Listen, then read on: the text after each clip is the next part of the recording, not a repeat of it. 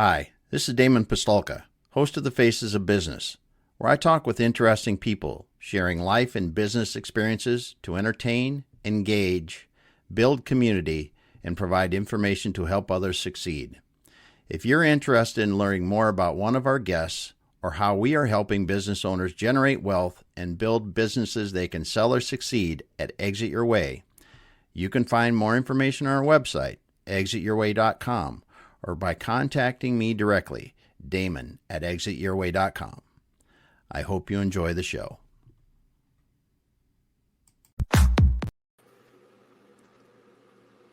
All right, everyone. Welcome once again to the Faces of Business. I just about forgot what I was supposed to say.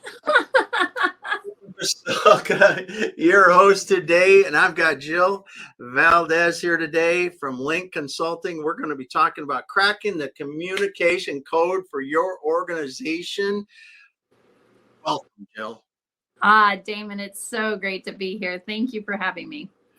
I am extremely excited because this is something I tell you that you are passionate about. I see how important this is in the organizations that I'm blessed to work with. I hear others talking about it, and it's just going to be a lot of fun. Yeah, I'm excited. I'm excited to talk about it. I could talk about it all day long. There you go. That's a good thing. That's a good thing. When we got that much passion, it means we are going to do good things in the world. So, Jill, as we like to start out, let's talk a little bit about your background and what really got you into helping organizations improve their communication. Yeah, my background is that for 17 years, I was a director of operations in the nonprofit industry. And when I left that and jumped into the for-profit sector, I really thought that business leaders already had all of this stuff figured out. I thought that they knew leadership, and I thought they knew how to bring out the best in their people and how to motivate them besides just a paycheck, because nonprofit world tends to be a little bit behind for-profit. And I quickly discovered that that was definitely not the case. And so I just intuitively care about people so much and want to see organizations be their best and recognize that it's about the people, not in an HR way. Like, I'm not an HR person, but about how to activate people, how to engage their hearts, how to tie in and connect who they are and the work that they're doing with the organization and bringing that all together. And it's such a win-win situation. And so I was doing that. I actually was an associate director of HR for a company. And the president of the company came to me and he said, look, what you've done for my people and for my business, he said, you need to be doing this for multiple companies at a time, not as an employee. Go out and start your own thing. That was in 2018. I had no clue what I was doing. It took a year and a half to really figure out the marketing. And because I foolishly thought that when people heard I was available, my phone would be ringing off the hook. That did not happen. I will freely admit that. And so I had to learn about marketing and messaging and how to put this all together. Was blessed to take care of and to work with some great companies along the way who worked with me fumbling through the messaging and what I was doing. And then in 2022, and I'd always been, like anybody starting a new business, it was part-time, it was on the side as I was continuing to grow. And then in 2022, I actually shuttered the business. My husband was getting ready to donate a kidney to his brother. And I was offered an opportunity to be a director of business operations for a hospice agency. It came totally out of left field, but I walked through that door and said yes, and knew that I couldn't do all three of those things at the same time. So I shuttered things up and focused on family and on my new career. But in August of this last year, the company went through a restructuring, as many of the large companies are doing. And they laid off about 12% of their workforce and eliminated my role across the organization. And I said, great, I know exactly what I'm going to get back to be doing. And that's working with businesses again. Nice. Well, and it's great for you to be able to continue experience an organization practicing what you learned earlier and then come back again and practice again. And now you're out helping other organizations do it again. So as you're doing this, because you've got this, you started out, you were developing and, like you said, fumbling through, you learned some of it. I mean, this is really good experience because you were able to go then apply some of it in a real world situation. And then coming out now, what do you think that those process steps, doing it like that, and then shuttering your business, but being in the situation where you could actually apply those things, and now coming out, how do you think that better prepared you or taught you some things that you didn't know before? Probably the best and biggest thing that I learned from all of that, Damon, is the idea of process.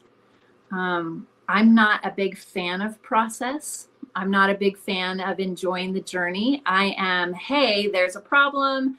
Here's the solution. Let's just get it fixed, and we're going to get it fixed now, and we're going to power through. But I learned about process and the importance of making sure that you have things lined up in place, that you have the right people in the right roles, that you have a clear vision and a clear understanding of what is being done and where you're going. That was probably the biggest takeaway from all of that was learning how to still be passionate and accomplishing what the goal is of anybody who works with me, but also having a system in place and a process in place, which makes it even more duplicatable. Because the idea when somebody works with me, I don't want to be in their business for the next 10 years. That's not how I roll. I don't want to be in their business for the next 5 years, frankly. So the idea is I want to teach people. That's part of how I work with them, is equipping them with the knowledge that I have, so that then if they were to switch companies, they could then take what they have and be able to apply it in any situation. I do a workshop, and it's the Cracking the Communication Code workshop.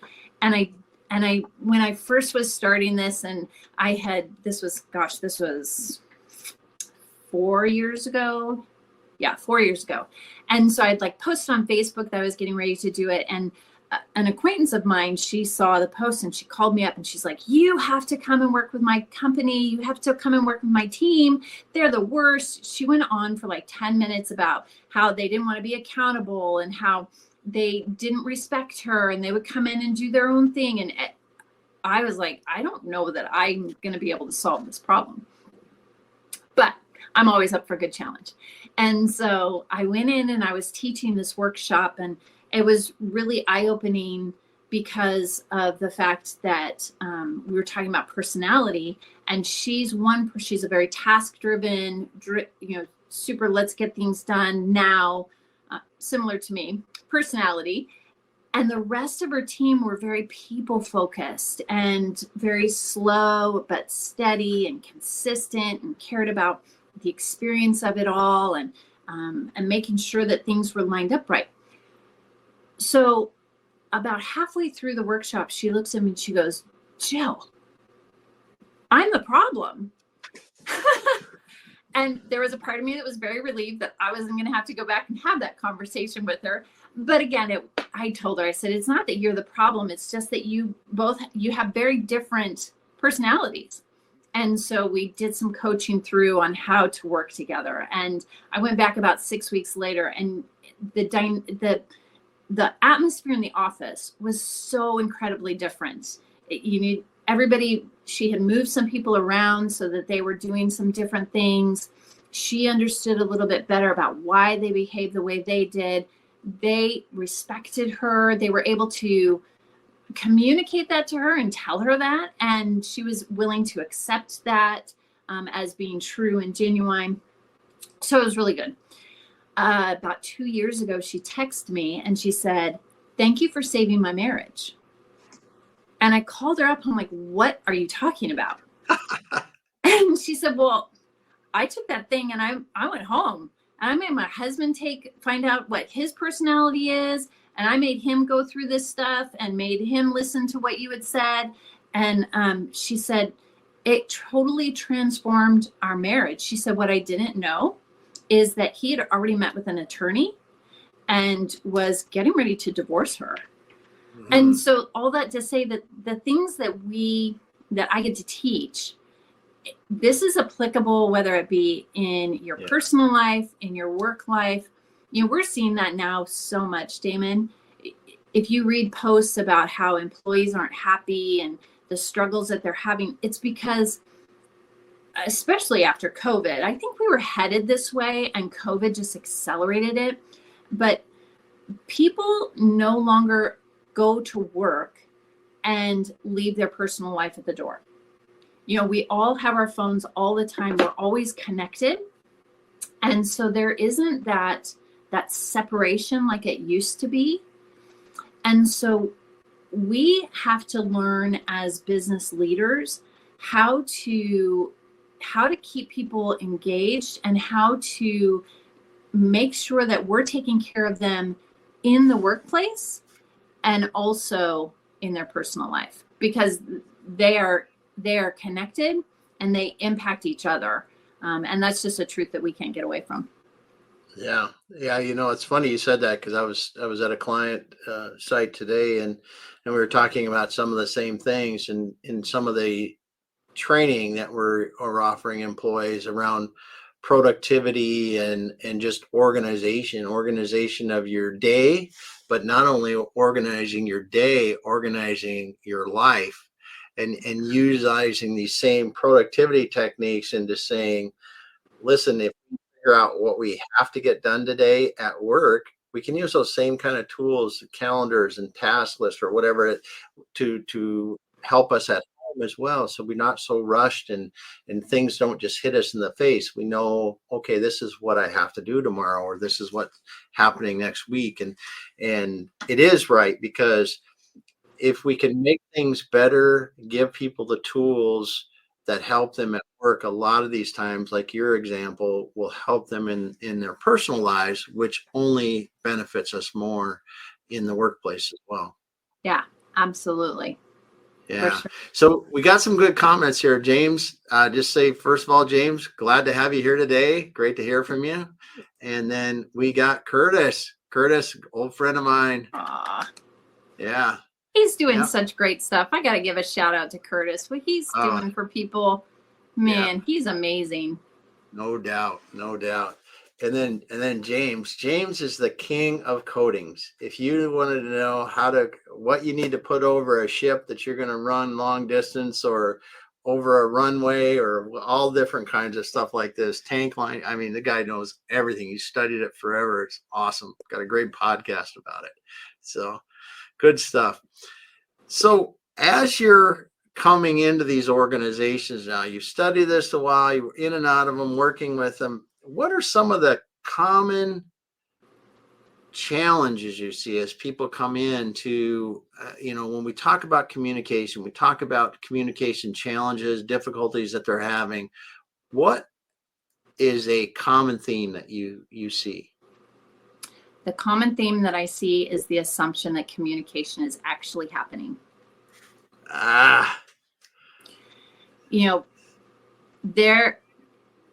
When you go to work and you have 50 million emails, and so there's just this expectation, well, of course I'm communicating. I sent out an email. Well, you may have sent out an email, but that doesn't mean that all of the words that you said or the way that you put it together actually communicated the message. And I was having a conversation with a friend of mine about this last week. We were talking about the fact that, it used to be understood that 80% of communication was nonverbal communication. While in email and text, there is no nonverbal communication. So imagine how much is actually getting lost. We're losing tone. We're losing facial expressions. We're losing those connections. All that nonverbal communication isn't happening anymore. And so how can more emails make up for that? Well, it doesn't. Mm-hmm.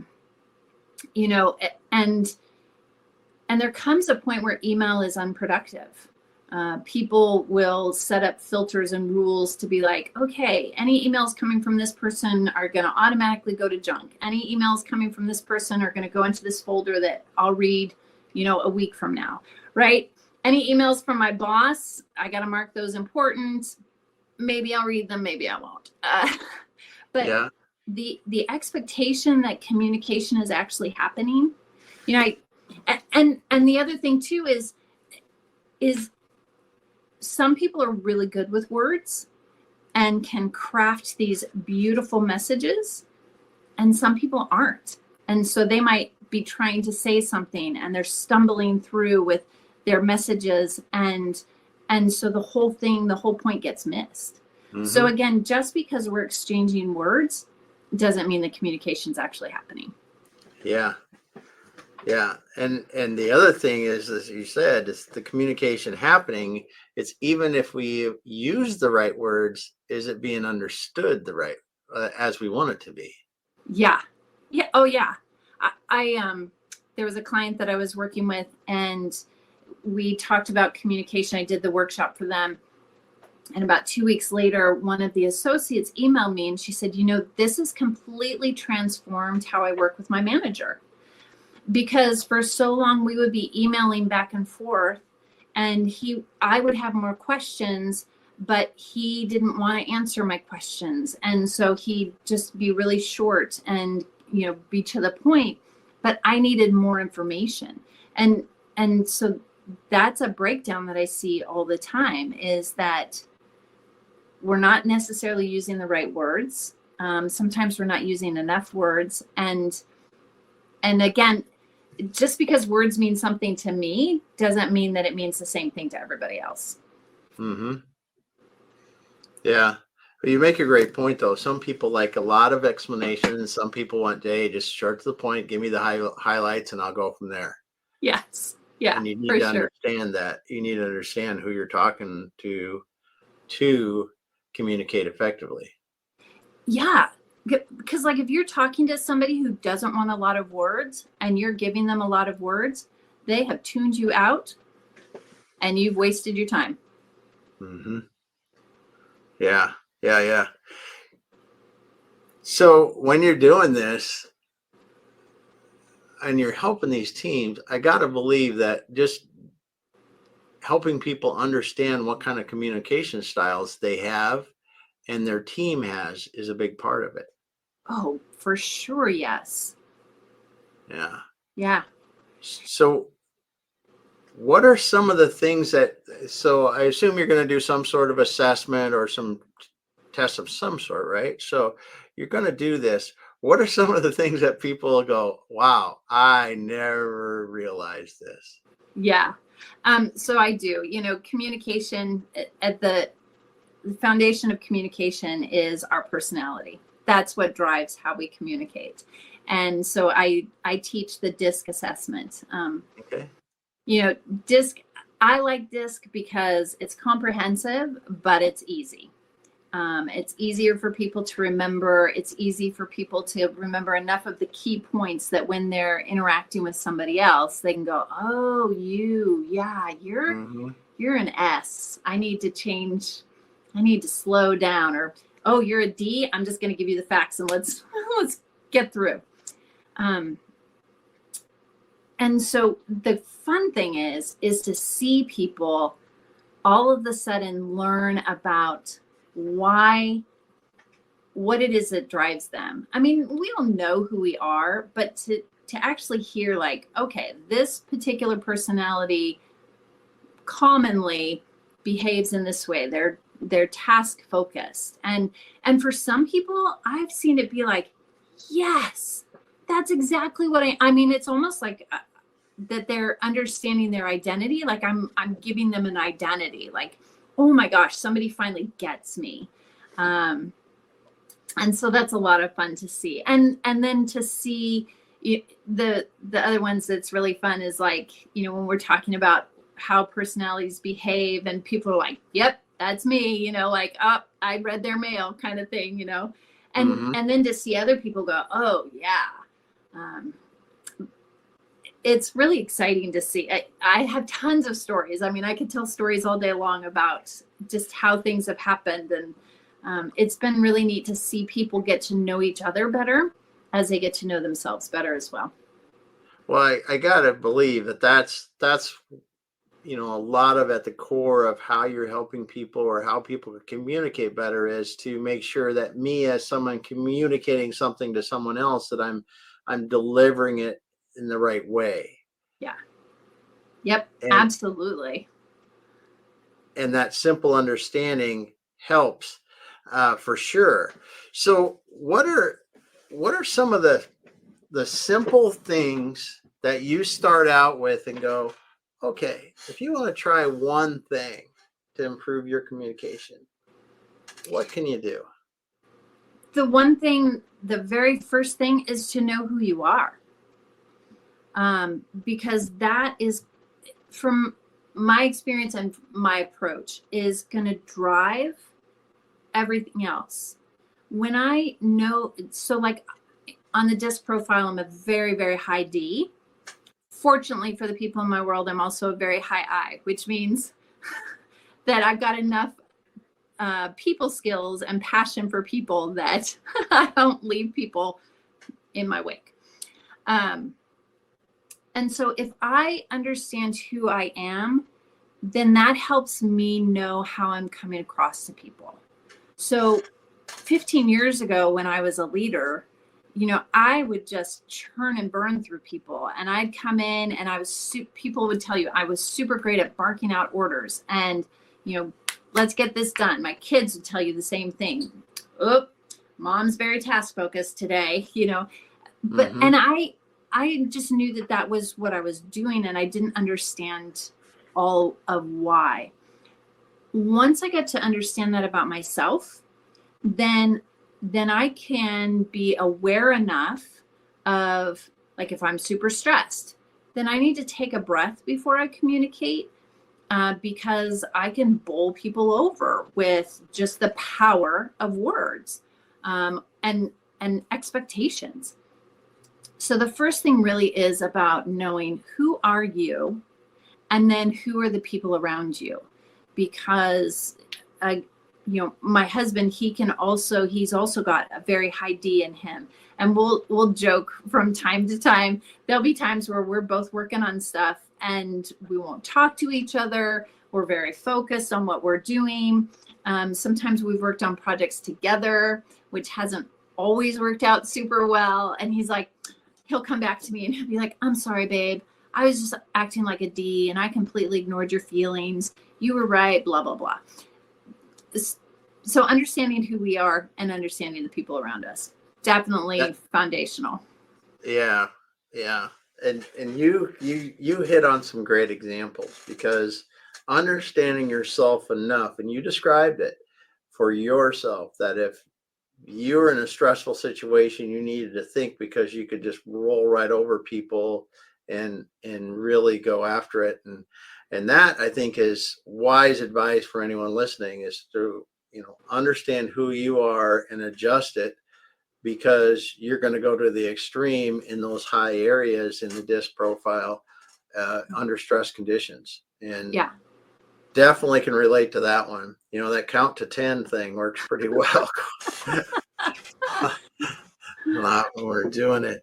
So as you're moving forward with this, what are some of the things that you're excited to see, now, like you say, over the last 6 months or year, in rolling into 2024?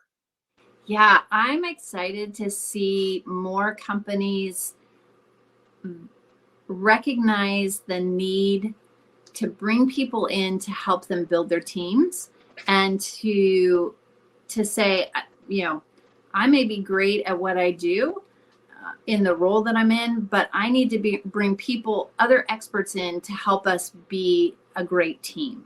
And so I'm excited to see that. I'm excited to see the transformation that happens for companies and for these teams. I'm excited to see how it's going to keep people in the same place as opposed to a constant turnover in some organizations. Some of the industries right now, there's really high turnover, and I think it can be avoided with putting into place these pieces like better communication, understanding who our team is, how do we work together, how do we hold each other accountable, how do we have healthy conflict, and then recognizing how all of those contribute to workplace culture, and that it's more than just going out for drinks after work or having a pizza party. Like, when we bring all those things together, I'm super excited. I'm excited to see the transformation that's going to happen for companies. Yeah. I think you brought up a few things there that I think that we've really seen over the last 5 to 10 years that are you can't have one without the other, really, because you talk about the whole trend before COVID of, hey, we're gonna have tap beer and all the food you can eat, and we're gonna have party Fridays or whatever the heck it is. We're gonna go out and do these extreme events. That's what we're gonna do.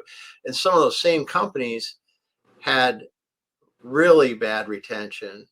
It was hard to get people in there, hard to keep them there because some of the other things weren't there. And then on the other end of this too, you have a lot of companies that thought that being a good place to work meant that you never bring up conflict and you don't talk about things, that don't have the difficult conversations because that could hurt someone's feelings. Yes. And those kind of things are really, I think, one of those two things are some of the things that we're really coming to terms with, because it's in the current environment where we're still in some industries anyway, a very you look at healthcare, you look at manufacturing, you look at the kind of companies that I'm working in, and construction, they just simply can't hire enough people. They can't.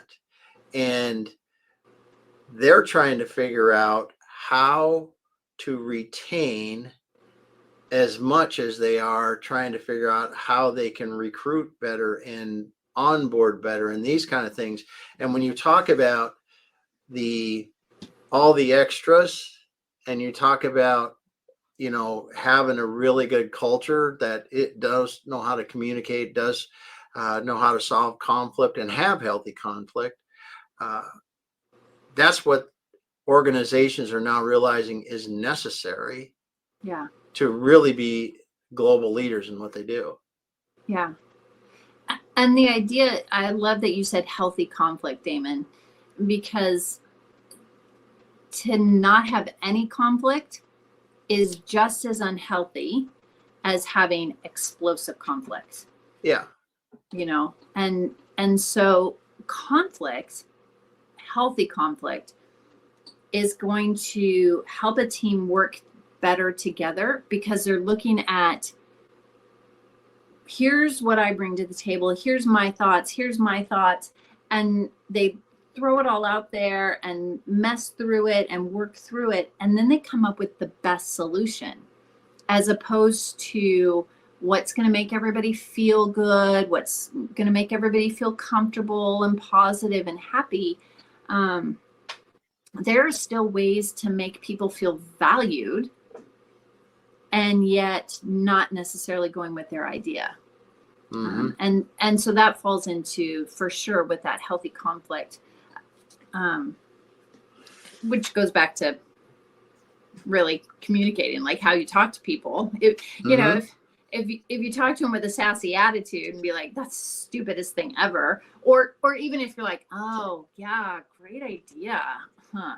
You know, Yeah. people are not dumb. Well, and what I've seen in some places is that the fear of even bringing anything up, because they're going to be seen as somebody that doesn't want to have this utopian kind of place, which is, it's never, I mean, let's face it, we're never going to have a workplace that doesn't have challenges with people, because wherever people congregate, there will be challenges, right? We have different opinions and histories and everything else. But I think that teaching people how to bring something up without offending, and the other person being able to receive it without being offended is a real skill in business, because there's a lot of things that never get worked out that cause gazillions of dollars in lost productivity, turnover, customer challenge, whatever you want to call it, loss for business, that can be handled just by you being able to tell me that, Damon, this isn't working for me, and we need to figure out a better way so it does. Right. And just that, bringing it up. And the other thing too, to piggyback on that, Damon, is that somebody asking questions, that's not conflict. And they're not, they're not being subordinate. They're asking questions. Somebody saying, why do we do this? Or can we explore another option? That's not a bad thing. We need to have an environment in our workplaces where people can ask questions, because that's how things get better.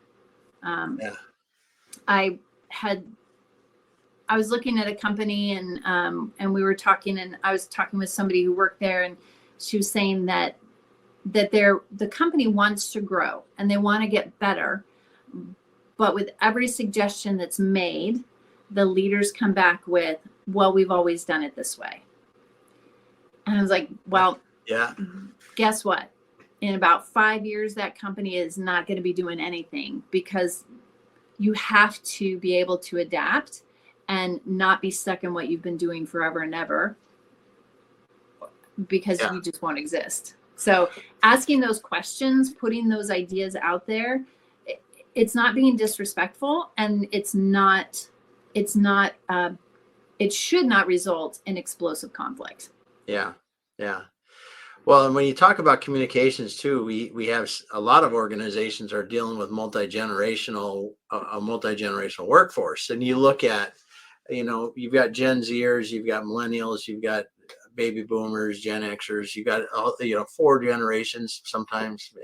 And that is a real challenge as well, because the form of communication that people like are different. Yes.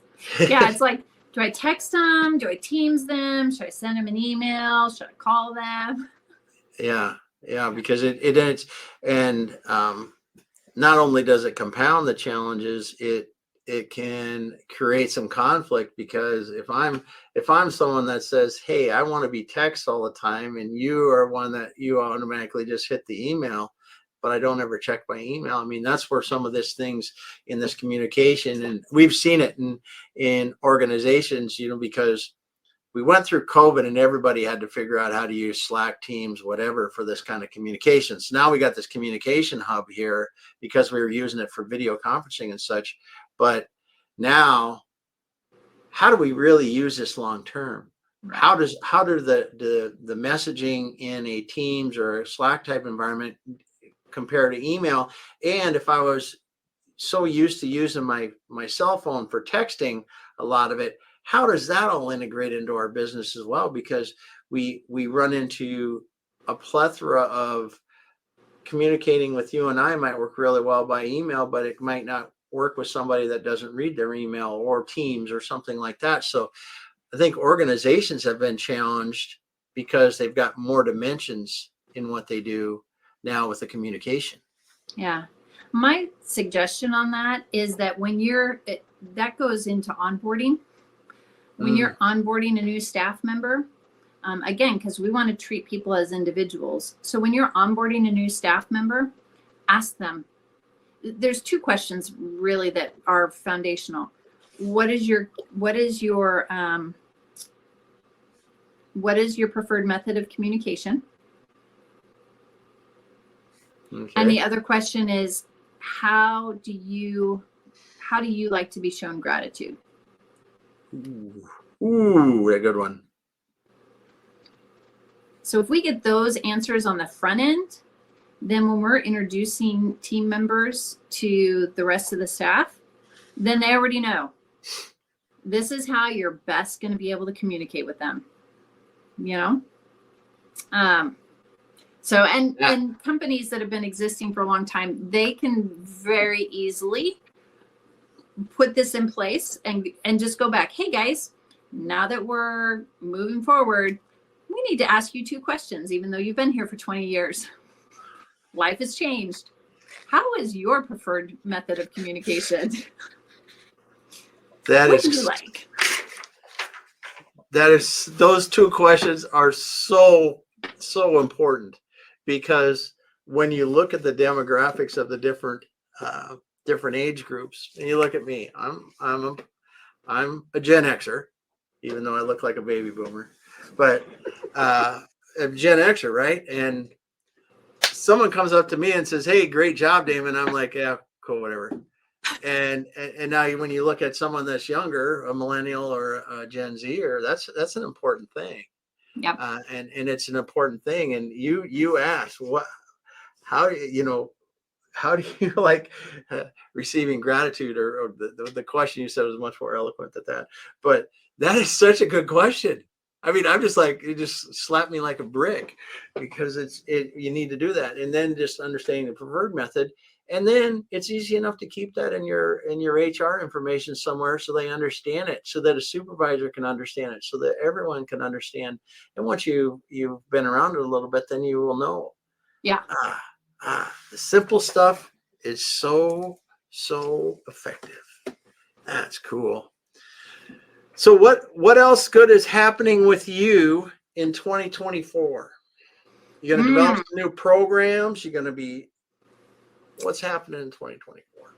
Yeah, I'm excited. 2024 is a great year. I'm working with businesses. I'm working with executive directors on how to improve employee engagement and employee retention, dealing with things of workplace culture. It's a done for you program. They don't have to do it. I'll come in and I'll do it. Nice. And then also I'm seeing, I know this for myself personally and have known this about me for a while, but living life on purpose. And so I kind of started a branch of coaching, of just one-on-one coaching, of helping people live life on purpose. Nice. And so I'm looking forward to seeing that, being able to help people overcome obstacles that keep them stuck in status quo, knowing that they don't have to wait for someday. They can take steps to get to their next thing now.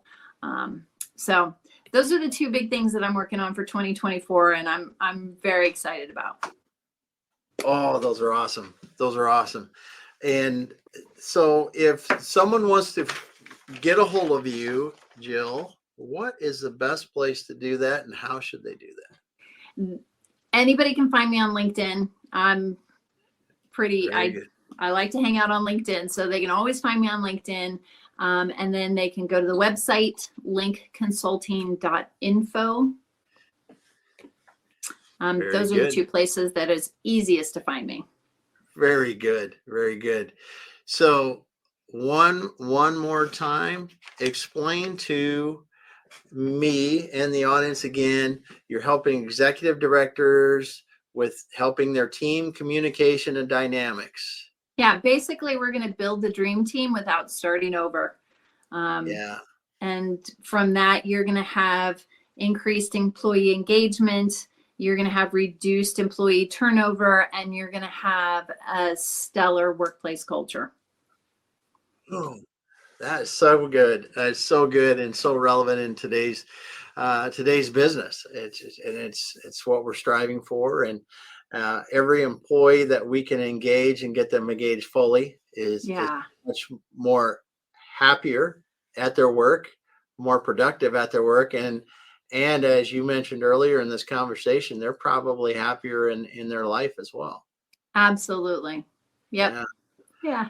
Well, Jill, thanks so much for being here today. I appreciate you stopping by, and it's always a pleasure to be able to talk with you because, you know, you're very knowledgeable and passionate about what you do, and I appreciate you being here. Thanks for the time, Damon. I love talking with you. Thank you for the opportunity for me to share some of this information. All right. It was great. It was great. Well, we're going to check out for now. I want to say James, Curtis, and then outside your door. Hey, thanks for being here today, everyone. We will be back again later. Hang out with me for a minute, Jill, and we will finish up off.